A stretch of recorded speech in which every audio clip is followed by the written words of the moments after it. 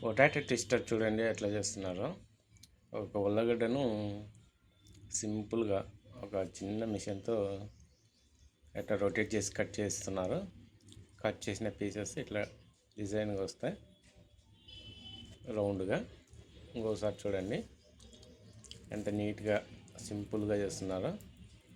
అంతే, అది ఆడికి పీస్ వస్తే ఇతనేమో దాన్ని ఆ షేప్ని కిందికి లాగుతున్నాడు. నీట్గా అట్లా వచ్చేస్తుంది డిజైన్గా. దీనిని తీసుకొని పోయి ఒక మసాలాలో యాడ్ చేయడం అని ఫ్రై చేసి ఇచ్చాను. వితిన్ మినిట్స్లోనే సింపుల్గా మన ఇంట్లో అయినా చేసుకునే విధంగా ఉంటుంది. ఇవి చూడవచ్చు. ఆ మసాలాలో అట్లా ఇలా డిప్ చేసి తిప్పేసి ఆయిల్లో వేసేయడం అంతే. అలా వేసేస్తే సింపుల్ అండి.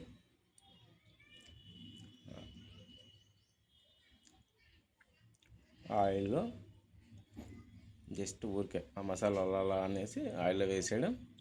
అది ఫ్రై కొద్దిగా వితిన్ మినిట్స్ 1 minute లోపలే తీసేస్తున్నాడు. ఫ్రై అయిపోతాయి అన్నమాట. ఎందుకంటే చిన్న స్లైసెస్గా చేస్తాడు కాబట్టి వెంటనే అవి అయితే ఫ్రై అయితే అయిపోతాయి. అలా ఫ్రై అయినవన్నీ ఇక్కడ పెట్టేస్తాడు. ఇంకొక అతనేమో అది తీసుకొని ఒక పేపర్లో పెట్టేసి దానికి ఒక మసాలాలు వేసేసి మళ్ళీ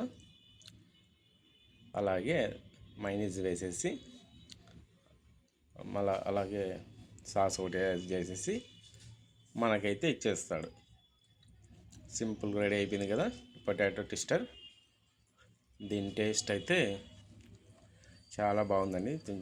తిని చూశాను అనమాట. అది తింటుంటే టేస్ట్ అయితే స్పైసీగా మసాలాగా బాగుంది. మీరు కూడా ట్రై చేయండి.